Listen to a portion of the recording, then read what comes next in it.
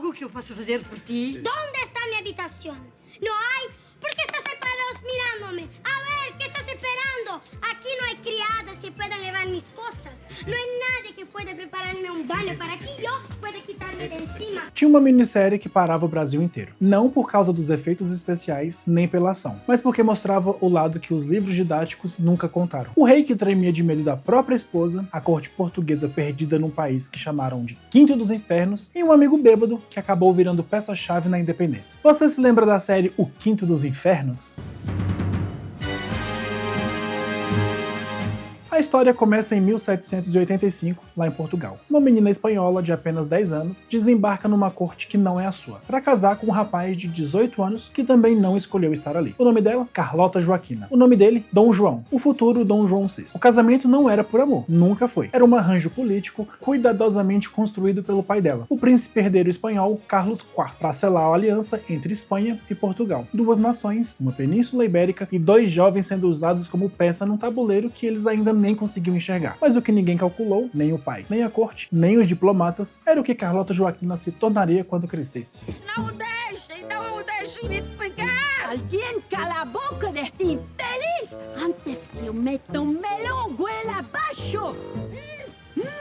Sua louca! Adulta, Carlota não era mais a menina submissa que chegava de Madrid. Ela andava a cavalo como quem nascesse para isso. Atirava, tomava decisões, exercia um controle sobre Dom João que deixava toda a corte portuguesa desconfortável, porque não era o marido que mandava na casa, era ela. Dom João, por sua vez, vivia num estado permanente de apreensão. Os ataques intempestivos da mulher eram imprevisíveis e a única estratégia que ele havia desenvolvido ao longo dos anos era ceder, sempre ceder. A corte tinha uma imagem muito clara de Carlota. Ela era a vilã, a mulher que subvertia a ordem natural das coisas, que humilhava o rei, que acumulava amantes sem qualquer descrição e que no fundo desejava muito mais do que o papel que lhe foi dado. Ela queria o poder de verdade. Mas havia uma coisa que todo aquele controle, toda aquela determinação não conseguia alcançar: o amor do Marquês de Marialva, o único homem que ela nunca dominou. E talvez seja exatamente esse detalhe que torna Carlota mais humana do que aparenta à primeira vista. A minissérie não se limitava a Carlota. Havia outro personagem que roubava cenas com a mesma força, só que com métodos completamente diferentes. Francisco Gomes, o Chalaça, interpretado por Humberto Martins. Era o tipo de figura que a história oficial nunca saberia o que fazer. Anti-herói por natureza, Chalaça chega ao Brasil fugindo. De que exatamente? De uma das suas muitas encrencas que ele mesmo criou, como era de costume. O encontro com Dom Pedro aconteceu da maneira mais improvável possível. Bêbados, numa noitada, os dois foram parar numa briga. Porrada, confusão, o caos que só a madrugada produz. E foi nessa confusão que nasceu uma das amizades mais inusitadas da história do Brasil. Quando os dois perceberam o quanto tinham em comum, fizeram as pazes. E aí não havia mais como separar. Dom Pedro nomeou Chalaça como seu secretário, seu braço direito. O homem que passaria a frequentar a corte e que estaria presente nos bastidores de momentos que mudariam o destino de um país inteiro. Mas o que acontecia nos bastidores da produção eram igualmente surpreendentes. Para dar vida àquele Brasil do início do século XIX, a equipe construiu uma cidade cenográfica do zero. Não era uma rua, não era uma praça, era uma cidade. E ela foi erguida com um detalhe que revela o nível de planejamento envolvido. Todos os telhados foram reforçados estruturalmente para suportar o peso dos atores em movimento, porque as cenas de fuga eram reais e os atores corriam por cima daquelas estruturas de verdade. A computação gráfica em 3D, ainda em estágio inicial no Brasil na época, foi usada para recriar os palácios de Madrid, Queluz e Mafra com uma fidelidade que o orçamento físico não permitia. E a técnica do chroma key possibilitou algo que ninguém havia tentado antes na televisão brasileira. Uma visão de 180 graus do Paço Imperial com a Baía de Guanabara ao fundo. Era ficção histórica, mas parecia real. E por trás do roteiro, Carlos Lombardi não inventou do nada. Ele se apoiou em obras literárias que já haviam ousado olhar aquele período de forma não convencional. O Chalaça, de Roberto Toreiro, A Imperatriz no Fim do Mundo, de Ivani Calado, As Maluquices do Imperador, de Setúbal, livros que tratavam a história com humor, com ironia, mas com humanidade. E foi exatamente isso que a minissérie capturou. Existe algo que separa as produções que envelhecem das produções que ficam. O Quinto dos Infernos escolheu narrar a independência do Brasil não como um evento glorioso de heróis imaculados, mas como uma história de gente. Gente complicada, contraditória, humana. Um rei que temia a própria esposa, uma rainha que desejava o poder que nunca seria oficialmente seu, um amigo que virou secretário depois de uma briga no bar, uma corte inteira que chamou o Brasil de Quinto dos Infernos ao chegar e que mesmo assim ficou. A trilha sonora também fazia parte dessa estética ousada. There is no business like show business, como tema de abertura, Frank Sinatra, Ney Matogrosso e Gal Costa dividindo o mesmo espaço sonoro. Era anacronismo proposital, era humor inteligente. Era a minissérie dizendo que aquela história ia ser contada do seu próprio jeito. E funcionou, porque décadas depois, quando alguém menciona Carlota Joaquina, a memória não busca o livro didático, busca a televisão. Busca a sensação de ter assistido a algo que não era possível na televisão brasileira e que existiu mesmo assim. Não era só entretenimento, era uma forma de contar a história do Brasil para quem nunca conseguiu se conectar com datas, com batalhas e proclamações oficiais. Era uma porta de entrada para um período que moldou o país, contada através de personagens que pareciam reais, justamente porque eram falhos, contraditórios e inesquecíveis. Carlota Joaquina não era a heroína, nunca foi, mas era a personagem mais viva daquela história. E talvez seja exatamente por isso que ela ficou. Tchau. Pente.